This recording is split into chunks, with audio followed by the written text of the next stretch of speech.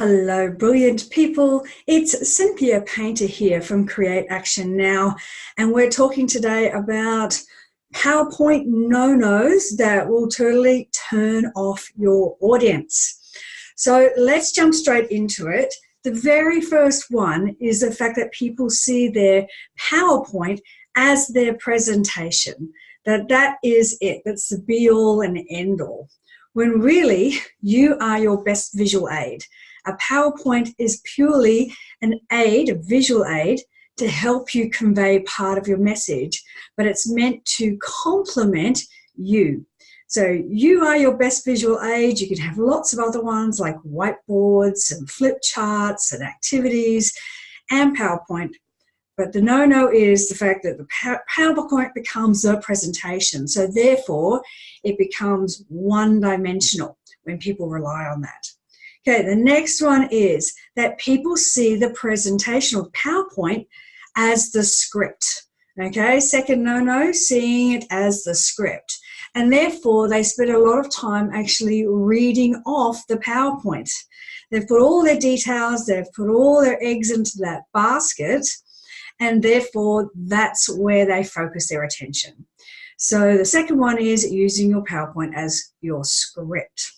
Okay, the third one is around words, and more words. There's nothing worse than being in the audience, and I've certainly been, that's been my experience, when there's just words, or numbers and numbers on the PowerPoint, slide after slide after slide. Again, it makes it very one-dimensional. It's really easy to turn off. And you're trying to read and catch up. So because we've put the words or numbers up there, we almost stop listening to you as the speaker because the visual has taken over and we're trying to hear what's being said in the words. So we're reading the words and not listening to you. So not so many words, okay? We want less words. Okay, the next one on that is too much, just too much of too many things, and it makes it really hard to see.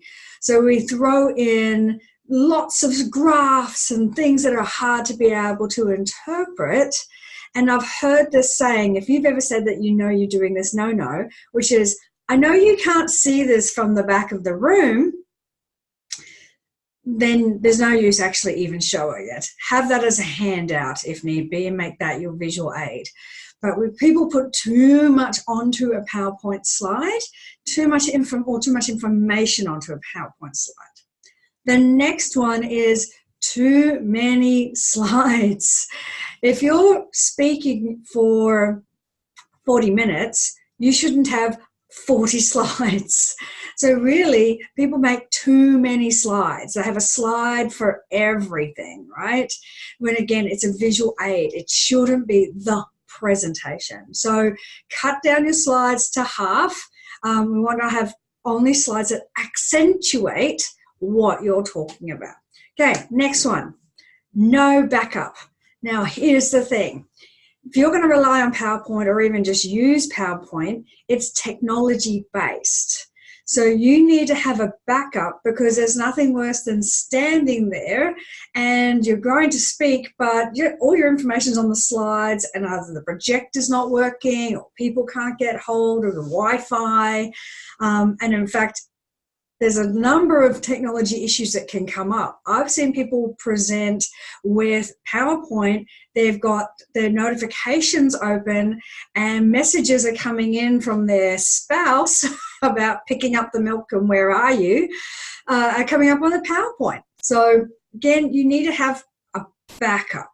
What I always recommend here is, first of all, stick it on your desktop. Don't use it off the internet, so that way you don't have to be able to have internet access. Next one is to be able to have it on a USB stick, okay, as a backup. So that way if your computer goes down or you don't quite have the hardware or software to interact with their AV system, you can use somebody else's potentially.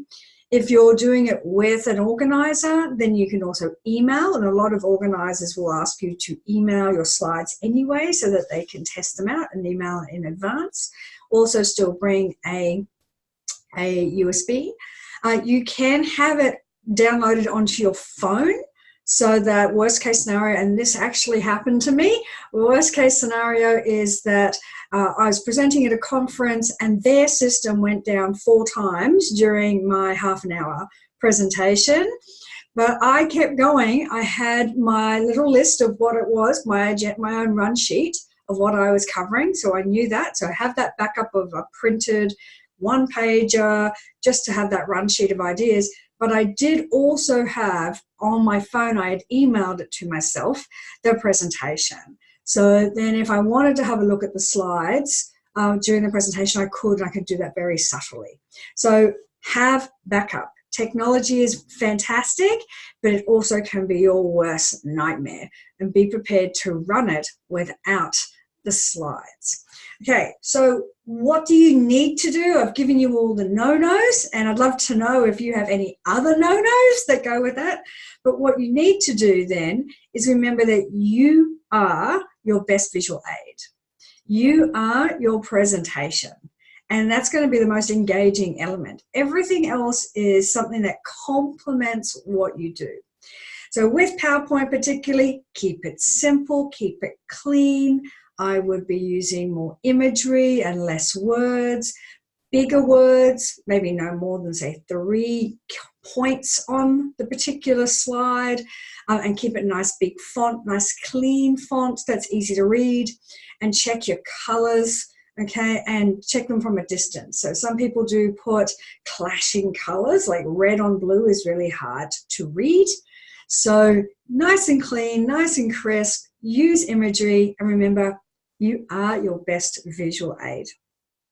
I'd love to know your no-nos, that you've come across, things that have really turned you off in a presentation, and also anything that's your tips and tricks. So feel free to comment below. Now, if you haven't already, please subscribe to our newsletter, to our YouTube channel and Facebook page, Create Action Now, for more consistent and more timely and great mindset strategies and techniques. And until next time, I can't wait to see how you show up in your business. Bye.